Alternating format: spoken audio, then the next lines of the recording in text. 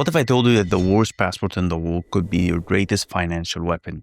That a developing country like Egypt, where the currency crashes and the internet lags, could make you 44% annual returns, while the rest of the world struggles to earn 5%. You heard me right.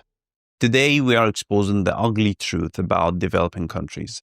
They are not broken. They are broken open. It's not about my home, it's my battlefield. Let's dive into how to win in a place everyone calls unlivable. Let's talk money in Egypt. Asymmetries are everywhere. For example, real estate. I own properties here and rent them out on Airbnb. A $30,000 investment can net you $1,000 a month from foreigners, travelers. That's a 25 to 30% annual returns. Dollars in, pounds out. It's a win. Now let's break it down. The 27% interest rates in Egypt. Yes, it's a double-edged sword. The good news first. If you got cash or dollars, park them in Egyptian banks right now gives you 27% annually while doing nothing. But timing matters. You need to enter when the currency is stable and to exit before it crashes. It's a high-risk, high-reward game. And here's a pro tip. Use a daily interest account. Some banks here offer 17% annually, compounded daily. How do I maximize this? I pull money from my credit card 50 days interest-free, period. Part it in the account and earn 17% for free. By the time the credit bill hits, I have made interest off. Just pay it on time and boom, profit. But wait, it gets better. Let's say you take out a bank certificate at 27% interest. Use the certificate as a collateral to get a credit card. Withdraw the cash from the credit card and dump it into a 17% daily interest account.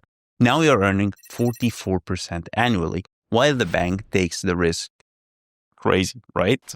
Now you're probably thinking, but Mahmoud, what if the currency crashes? Let's do the math. Last year, $1 was 48 Egyptian pounds. Today, it's 50.52. That's a 5.2 devaluation. Subtract it from the 44% profit, and you still end up with 38.8 annually. Even with the currency risk, the returns are insane. But here's the bad news. Borrowing money here is brutal. 27% loan.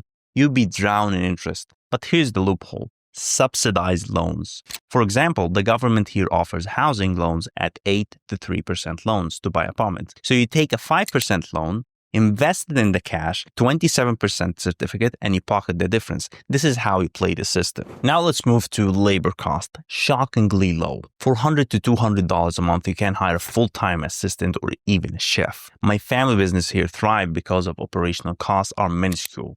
And the cost of living are cheap. The meal here costs $2, a Uber ride is $3, a haircut is $2 to $3. I want to know how much you pay for a haircut. Also, streaming subscriptions here like YouTube Premium, Spotify, or Netflix is a fraction of the cost. Netflix here costs $2.50 a month, while in the US, it costs $15. Prescription drugs are extremely affordable, like insulin, antibiotics is pennies. This is the power of living in a developing economy. Now the downsides. Our passports are useless. Visa rejections and infrastructure fails.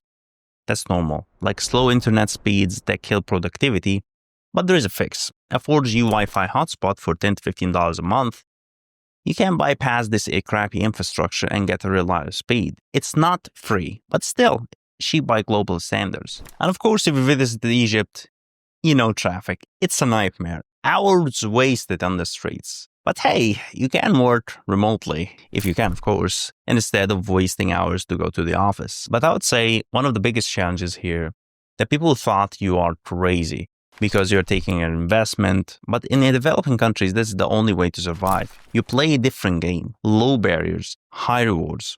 Your mindset is literally your currency. Living in a developing country, honestly, it's not easy. It's chaotic and unpredictable and exhausting, but it's also full of hidden wins. Egypt taught me to turn limits into creativity. So if you are here, don't just survive, build your own world, surround yourself with possibilities, and remember, even the world's weakest passport can still take you far away. You just need to know the rules. See you next time. And if you are in Cairo, come by. Bye-bye.